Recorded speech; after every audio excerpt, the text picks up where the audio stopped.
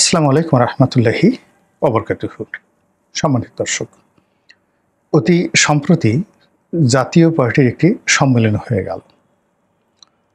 আপাত দৃষ্টিতে এটিকে জাতীয় পার্টির যে বহু খণ্ডাংশ রয়েছে, তো সেরকম আরেকটি খণ্ডাংশ তৈরি হওয়ার মতো ঘটনা মনে হলেও এর পেছনে বর্তমান রাজনীতির একটা বিরাট হিসাব এবং নিকেশ রয়ে গেছে।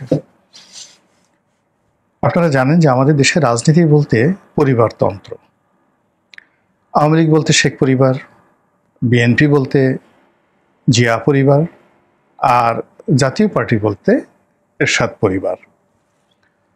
তো এখন মাঠের রাজনীতিতে আওয়ামী লীগ নেই বললেই চলে।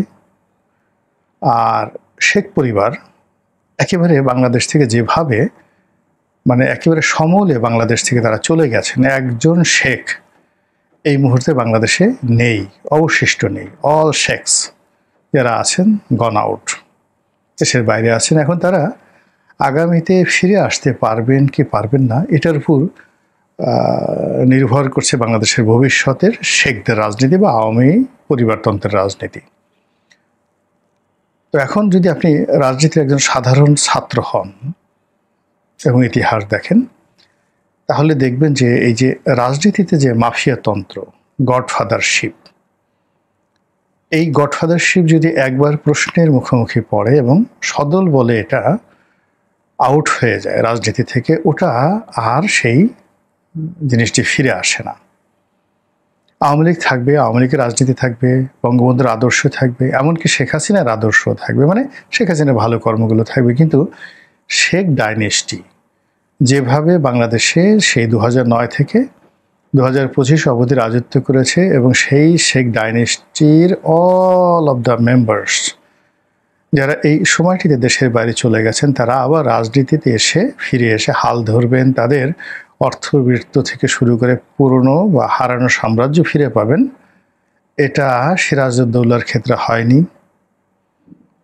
তারপরে সরফরাজ খানের ক্ষেত্রে হয়নি, মুর্শিদ কুলি খানের ক্ষেত্রে হয়নি, মুঘলদের ক্ষেত্রে হয়নি, ঢাকার নবাব পরিবারের ক্ষেত্রে হয়নি। একটা পারিবারিক সিন্ডিকেট একবার আউটস্টেট হয়ে গেলে দ্বিতীয়বার আর সেই পারিবারিক সিন্ডিকেটটা কখনো প্রতিষ্ঠিত হয়নি। তো সেক্ষেত্রে আওয়ামী লীগের রাজনীতিতে হয়তো আগামীতে নতুন কোনো পরিবারতন্ত্র আসতে পারে, কিন্তু পুরনো পরিবারতন্ত্র ফিরে আসাটা রাজনীতির ভাষার মধ্যে পড়ে না। বাংলাদেশ তো নয়, অন্য কোনো দেশও আমের জানা মতে এরকম তথ্য আমার কাছে জানা নেই। তো আওয়ামী লীগ এই অবস্থা। বিএনপি বলতে গেলে সেই তাদের যে পরিবারতন্ত্র, এটাও এইবার এই নির্বাচনে যদি বিএনপি আবার ফিরে আসে, তারেক রহমান সাহেব প্রধানমন্ত্রী হন, তাহলে এই পরিবারতন্ত্র প্রতিষ্ঠিত হবে। আর যদি কোনো কারণে 3 থেকে 4 বছর 5 বছর নির্বাচন পিছিয়ে যায়, তাহলে জিয়া পরিবার শেষ আওয়ামী লীগের মতো। বেগম জিয়ার শরীর অবস্থা খুব খারাপ। আর জিয়া পরিবারের প্রতিভা বলতে একমাত্র তারেক জিয়া আছেন। তার কোনো চাচা, মামা, খালু রাজনীতিতে আসবেন, কিংবা তার পরবর্তী প্রজন্ম, তার স্ত্রী বা তার সন্তান, তারা জিয়া পরিবারের প্রতিভা হবেন, এটা একেবারে অসম্ভব বিষয়। হতেও পারে সেটা যদি তারেক রহমান সাহেব রাষ্ট্র পরিচালনার জন্য 5-10 বছর সময় পান। নচেত এইবারই জিয়া পরিবারের যে আধিপত্য আওয়ামী লীগের মতো শেষ। তিনি দেশের বাইরে আছেন, তো নির্বাচন না হলে, দেশের পরিস্থিতি যদি বিএনপির জন্য অনুকূল না হয়, তিনি হয়তো আসবেন না। ফলে বিএনপি যে রাজনীতি বাংলাদেশে, সেই রাজনীতি থেকে আগামীতে জিয়াউর রহমানের আদর্শ থাকবে, তারেক রহমানের আদর্শ থাকবে, কিন্তু ফ্যামিলি ডাইনেস্টির যে কর্তৃত্ব সেটা থাকবে না। এখন জিনিসটা ধারাবাহিকভাবে মেলান। অন্যদিকে জাতীয় পার্টি, তো জাতীয় পার্টিতে এরশাদের মৃত্যুর পর যে পারিবারিক ডাইনেস্টি, এটা চলে আসলো জিএম কাদেরের উপর। কিন্তু জিএম কাদের পুরো পরিস্থিতি তার অনুকূলে রাখতে পারেননি। ফলে এখানে তার পারিবারিক যে ডাইনেস্টিটা, এটা বিএনপির আওয়ামী লীগের জমানাতে এটি প্রশ্নবিদ্ধ হয়েছে। আর বিএনপি জমানার আসার আগেই তিনি ছিটকে পড়েছেন। তার পার্টির অভ্যন্তরীণ দ্বন্দ্ব সংঘাত হতে পারে, যা কিছু হতে পারে, তিনি অতি সম্প্রতি দলের শীর্ষ নেতাদেরকে যেভাবে গণহারে পাইকারি হারে তিনি বহিষ্কার করেছেন এবং সেই বহিষ্কারের প্রেক্ষিতে তিনি আবার প্রতিদ্বন্দ্বী হিসেবে একজন তরুণকে দলের মহাসচিব বানিয়েছেন এবং তার বিরুদ্ধে, তার কর্মকাণ্ডের বিরুদ্ধে বিক্ষুব্ধ এবং সংক্ষুব্ধ যারা জাতীয় পার্টির সিনিয়র নেতৃবৃন্দ রয়েছেন তারা কোর্টে গিয়ে তার কার্যক্রমের উপর একটা নিষেধাজ্ঞা তারা জারি করাতে পেরেছেন আইন আদালতের মাধ্যমে। এবং এই সুবাদে এবং এই সুযোগে জাতীয় পার্টির এই মুহূর্তের যত শীর্ষ নেতা রয়েছেন, যাদের ক্ষমতা আছে, কানেক্টিভিটি আছে, যোগ্যতা আছে এবং তারা সেই অনেক আগের থেকেই বাংলাদেশে কিং মেকার, গত 40 বছর ধরে এই বাংলাদেশে কিং মেকার হিসেবে জাতীয় পার্টির যে সকল সিনিয়র নেতৃবৃন্দ রয়েছেন তাদের সমপর্যায়ের দক্ষতা, অভিজ্ঞতা, king making, financial stability BNP এবং আওয়ামী লীগের এতগুলো নেতা নেই। আপনি চিন্তা করুন, জাতীয় পার্টিকে আপনি যতই ঠাট্টা করেন, মস্করা করেন, কিন্তু একজন কাজী ফিরোজ রশিদ, একজন শহীদুর রহমান টেপা, একজন আনিসুল ইসলাম মাহমুদ, একজন আনোয়ার হোসেন মঞ্জু, একজন রুহুল আমিন হাওলাদার, এদের সমপর্যায়ের আপনি আওয়ামী লীগের কাকে, জাহাঙ্গীর কবির নানক, মির্জা আব্বা, মানে জাহাঙ্গীর কবির নানক, তারপরে অন্যান্য যারা আছে, ওবায়দুল কাদের, এরকম 10 জন লোক আমি যাদের নাম বললাম তাদের সাথে যোগাযোগ করেন, দেখেন তো পাশাপাশি বসায় দেখেন তো কাদেরকে আপনার নেতা মনে হয়। আবার এখানে এসে যদি বিএনপিতে আসেন, বিএনপিতে এরকম 10 জন লোকের নাম বলেন এবং এদের সাথে মিশন, তাহলে দেখবেন জাতীয় পার্টির এই যে নেতাগুলো তারা তাদের যে ছাত্র জীবন, রাজনৈতিক জীবন, মন্ত্রীর জীবন, কর্মজীবন, ব্যক্তিগত জীবন, অর্থনৈতিক জীবন সব মিলিয়ে র্যাঙ্কিংয়ে এই যে গ্রুপটি তারাই এগিয়ে রয়েছেন। তো সেই গ্রুপটি এরশাদ সাহেবের কারণে, এরশাদ সাহেবের দুর্বলতার কারণে, বেগম রওশন এরশাদের কারণে, বিদিশার কারণে আসলে তারা এই অনেক যোগ্যতা থাকা সত্ত্বেও বিএনপি আওয়ামী লীগের দাবিদারি করতে তারা বাধ্য হয়েছিল, বিএনপিকে ভয় পেতে তারা বাধ্য হয়েছিল।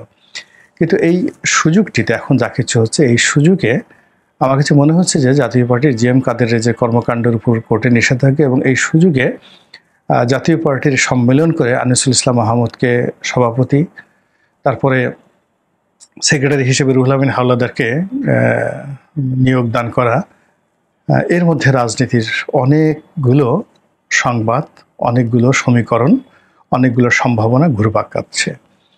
এবং সেটা যদি ডক্টর মোহাম্মদ ইউনূসের গ্রিন সিগন্যাল থাকে, এনসিপির সঙ্গে তাদের একটা আগামী দিনে রাজনৈতিক ঐক্য হয় এবং সেই ঐক্যর সঙ্গে যদি জামাত আসে, সেই ঐক্যর সঙ্গে যদি চরমোনাই আসে, সেই ঐক্যর সঙ্গে যদি অন্যান্য রাজনৈতিক দলগুলো আসে এবং তারা দুটো কাজ করবে, একটা নির্বাচন করবে বিএনপিকে চ্যালেঞ্জ জানিয়ে, এটা হলো 10 to 20%, আর একটা হলো সম্মিলিতভাবে সবাই একত্রে বিএনপি নির্বাচনে যাওয়ার চেষ্টা করবে আর এরা নির্বাচন বর্জন করবে।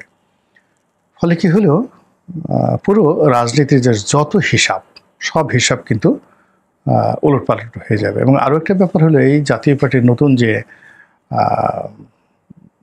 মানে আত্মপ্রকাশ তারা ঘটলো, তারা লাঙ্গল প্রতীক নিয়ে নির্বাচন করবে এবং জিএম কাদেরকে যদি তারা সরকারি মদত পায়, সাহায্য পায়, জিএম কাদের সাহেব হয়তো ঘর থেকে বেরোতেই পারবেন না।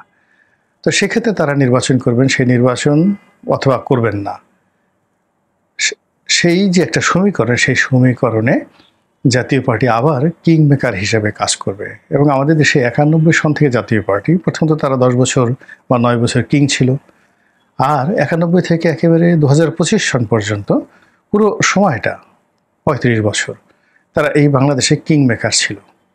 বিএনপি ক্ষমতা আসা, বিএনপি ক্ষমতা থেকে যাওয়া, আওয়ামী লীগের ক্ষমতা আসা, ক্ষমতা থেকে যাওয়া, আওয়ামী লীগের ক্ষমতায় টিকে থাকা, সব ক্ষেত্রে জাতীয় পার্টি কিন্তু কিং মেকার হিসেবে কাজ করেছে।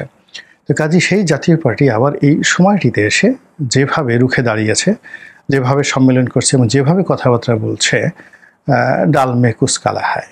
আপনি দেখেন যে ইত্তেফাকের সম্পাদক মরহুম মানিক মিয়া সাহেবের সন্তান আনোয়ার হোসেন মঞ্জু, তো আনোয়ার হোসেন মঞ্জু বাংলাদেশের রাজনীতিতে রীতিমতো আন্ডারওয়ার্ল্ডের ডন, হাজি মাস্তান।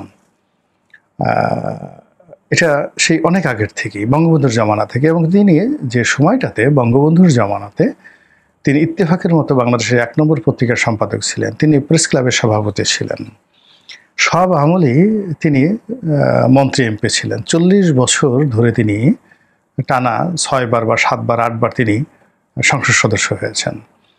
আর বিভিন্ন টার্মে তিনি যে মন্ত্রী হয়েছেন 20 বছর ধরে তিনি কন্টিনিউয়াসলি এবং সাকসেসফুলি মন্ত্রণালয় চালানোর অভিজ্ঞতা তার রয়েছে। তাকে বলা হয় আমেরিকার সিআইএর যে বস, অনেকে এজেন্ট বলেন, তিনি ঠাট্টা করে বলেছেন যে আমি এই বসে এজেন্ট হব কেন, আমি সিআইএর মাস্টার মাইন্ড হব। বাংলাদেশে সিআইএর যারা এজেন্ট হবেন বা সিআইএর যদি কর্মকাণ্ড হয় তাহলে তিনি গডফাদার হিসেবে সিআইএকে পরামর্শ দেবেন, ওকে ওইটা করো, ওকে ওইটা করো, ওকে ওইটা করো। এবং হাতি মরলেও লাখ টাকা। 2 নম্বর হলো যে মানুষ যত বুড়া হয় তত তার বুদ্ধি বাড়ে, কৌশল বাড়ে। তো সেই আনসের মঞ্জু এখন আবার সরব এবং অতি সম্প্রতি তিনি হালার পোহালা, মানে এই যে তার যে শব্দটি, আমাদের বরিশালের একটি আঞ্চলিক গালাগালি হালার পোহালা। তো হালার পোহালা গালি দিয়ে তিনি যে ভাষণ দিয়েছেন তা রীতিমতো talk of the country viral হয়ে গিয়েছে। এবং তার হঠাৎ করে যে রেগে যাওয়া, বের হয়ে আসা, তারপরে নির্লোভ কথাবার্তা বলা, ড্যাম কেয়ারভাবে তিনি যেভাবে সবাইকে চ্যালেঞ্জ জানাচ্ছেন, আপনার কি মনে হয় তার এই কথাবার্তার পিছনে আমেরিকার গ্রিন সিগন্যাল নেই? তার এই কথাবার্তার পিছনে ভারতের গ্রিন সিগন্যাল নেই? তার এই কথাবার্তার পিছনে বর্তমান ক্ষমতার যে কেন্দ্রগুলো রয়েছে, তিনি তো ঘাস খেয়ে বড় হননি। তিনি এখনও পাগল হয়ে যাননি। এখনও তিনি দৈনিক 18 ঘন্টা পরিশ্রম করেন তার এই বয়সে। তার বয়স কিন্তু অনেক, মানে মুখে চোখে সে বার্ধক্যের ছাপ নেই। তিনি চুলে কলপ মাখেন, কিন্তু বয়স কিন্তু তার অনেক। বয়স অনেক। আপনার যদি 1971 সনে তার বয়স ছিল 25 বছর, সেই বা আরও বেশি 25-26 বছর, তাহলে সেক্ষেত্রে তার বয়স কত, এখন কত? তিনি সেই এখন যদি 50 বছর আর 75 বছর, অলমোস্ট 80 বছর তার বয়স, কাছাকাছি 80 বছর বয়স। তো এই বয়সেও তিনি দৈনিক 18 ঘন্টা পরিশ্রম করেন। ইত্তেফাকের মতো একটা পত্রিকা তিনি চালান এবং তার জেনিথ প্যাকেজিং, অনেক বড় শিল্প প্রতিষ্ঠান, ওয়ান অফ দ্য লিডিং মানে প্যাকেজিং ইন্ডাস্ট্রি তার রয়েছে এই বাংলাদেশে। তো সেটা তিনি চালাচ্ছেন, 1000 কোটি টাকার তার ব্যবসা। তো এককভাবে তিনি সেই ব্যবসা প্রতিষ্ঠানগুলো তিনি চালাচ্ছেন। তো কাজেই সেই মানুষ এই সময়টাতে নড়াচড়া করছেন এবং জাতীয় পার্টিকে সুসংগঠিত করছেন, একত্র করছেন। তো এটা আমার কাছে খুব ঠাট্টা মস্করার বিষয় নয়, এর পিছনে আরও অনেক কিছু আছে। ফলে রাজনীতিতে যারা খুব স্বপ্ন দেখেন, স্বপ্ন বিলাসী, ডিসেম্বরে শিডিউল হবে, ফেব্রুয়ারিতে নির্বাচন হবে, নির্বাচনে একটি বিশেষ দল ক্ষমতা চলে আসবে, দলের প্রধানমন্ত্রী হবে, এগুলো একেবারে যে সহজ, যে সরল যে চিন্তাভাবনা, সেই চিন্তাভাবনার সঙ্গে যদি আপনি এই জাতীয় পার্টির অভ্যুত্থানকে, অভ্যুদয়কে এবং তাদের যে তৎপরতাকে আপনি মূল্যায়ন করেন, তখন হয়তো আপনি দেখতে পারেন ডাল মেকুস কালা হায়। মহান আল্লাহ আমাদের সবাইকে হেদায়েত দান করুন এবং হেফাজত করুন। আসসালামু আলাইকুম ওয়া রাহমাতুল্লাহি ওয়া বারাকাতুহু।